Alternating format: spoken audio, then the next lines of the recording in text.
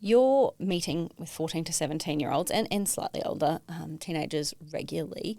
What are the common mental health conditions that you're seeing in this age group? The most common condition is anxiety. Like, this is just a generation of children who are feel very anxious about a whole lot of things. Some of them understandable, some of them not. And so that's the most common thing. What compounds that anxiety, I think, are often internalised expectations. You sort of, I see children who are really stressed about their school grades and how they're going to go and so forth, and are they going to get to uni and so forth. And I speak to the parents, and they just don't care. They just want their kids to be mentally healthy and physically healthy and happy and stuff. So, but somewhere the kids are getting in their minds, actually, I've really got to work hard and achieve well, otherwise I'm going to miss out on a whole lot of things.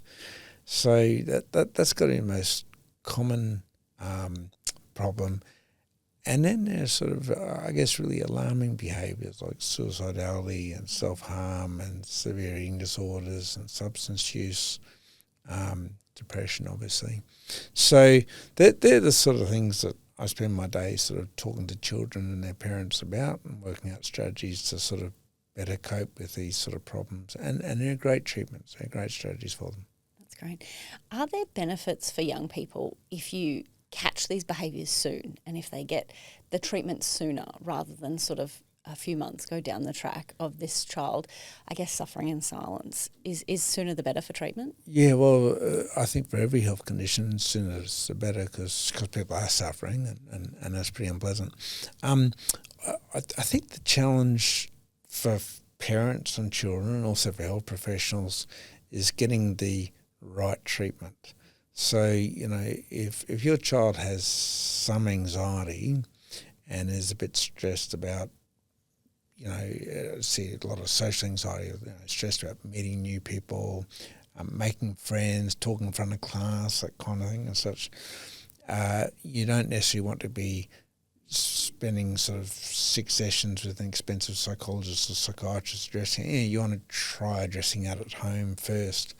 And so there are things that one can do. There's a lot of great information online that's available.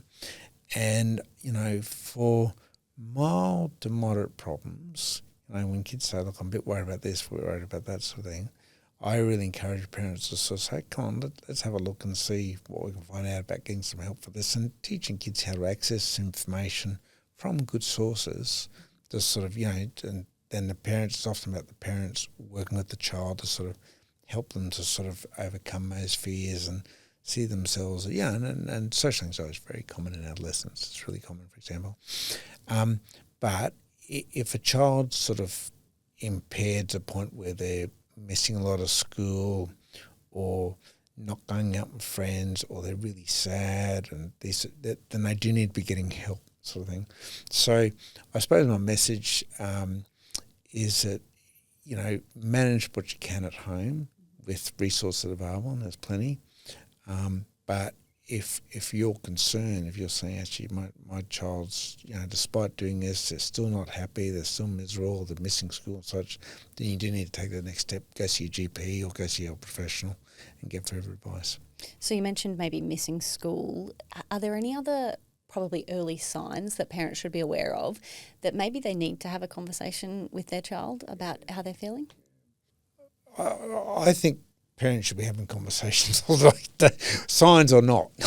I think this is something which, parents should be talking sort of most weeks. We go, how's your week? And so then, what went well, what didn't go so well. And so, just these sort of, and you can do things within your family, like, let's share today. You don't have to do this every night, obviously, but let's share today something that went well today. Let's share today something which we found difficult. You have these sort of table conversations.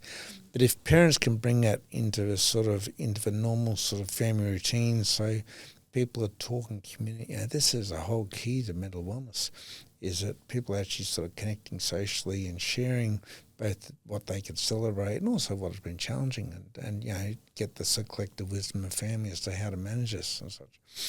So I think those conversations should be happening, but the conversations where you think, gee, actually, I'm getting concerned now. That's where children aren't sleeping well, when they're constantly tired, when they're looking withdrawn and sad, they're not socialising. If you start getting marked deterioration in grades, refusing to go to school, all these things, to me, you need to be thinking, oh, okay, that's a concern. And need to be checking in and such, and seeing, sometimes these things correct themselves in a few days, that's great, or a couple of weeks, that's great. But if they're not correcting, then you might then need to sort of, look, maybe we need to do something more about this. So what can you do? What's the first step? Do you have a conversation with your child? Do you take them to their GP? Where do you start as a parent? Yeah, look, I think the conversation with the child, and this is... This is the importance of sort of right from when the children are early of building up these relationships, so that when you come to have these thorny conversations, it's not too hard to have. And it's, what we need to do as parents, what we can do as parents, which is really important, is to be reflective of how we're responding to our children. So if we're very emotional, if our parents are if our children are sort of saying they're stressed and then we get very upset about it, our children work hard to protect us because they won't want to upset us, sort of thing. So, we've always got to be thinking about being bigger, stronger, wiser, kinder, and thinking about how we can kind of, we're in a position of wisdom and knowledge to support our children with the various hurdles that they have to jump over and such. If our children don't have confidence that we can do that, they're not going to be saying, oh, look, I'm having a hard time. They're going to be saying, oh, actually, Dad can't cope with this, so I won't bother with it. And this is where things like, if we're really stressed at work and we're really busy and we don't have time, the kids pick that up. They sort of say, oh, look, I don't want to sort of bother Mum, I don't want to bother Dad. They've got enough on their plate. I'll try and manage this myself. That really goes well. So, it kind of, so we need to think about our behaviours so that we can support our children.